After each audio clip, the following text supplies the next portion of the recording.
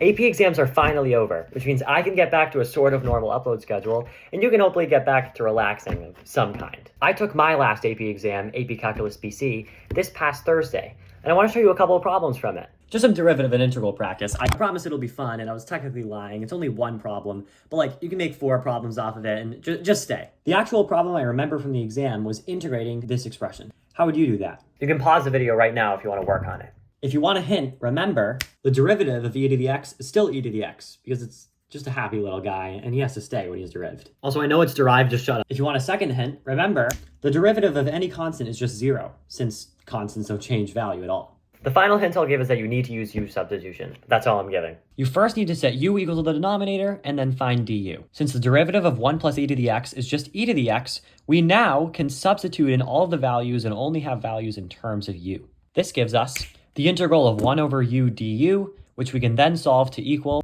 ln of 1 plus e to the x plus c. Never forget the plus c. To find the derivative of f of x, we pretty much just have to use the quotient rule, our trusty friend. The way I remember the quotient rule is low d high minus high d low over low squared.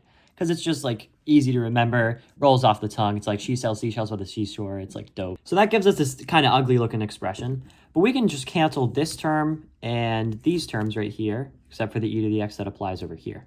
Now we can leave the expression like this, or we can expand it and get this final expression. But now, on the right side, we have the reciprocal of f of x, g of x. U substitution doesn't work to integrate g of x. So what do? There's actually a pretty neat trick to integrating and deriving g of x. Now I'm going to leave that part up to you guys. Try to figure out how to integrate and derive to this expression, g of x. To check your work, the answer is also in the description. And hey, if you thought this was fun, please like, subscribe, and comment if there's any help in secondary math education that you need. See you later.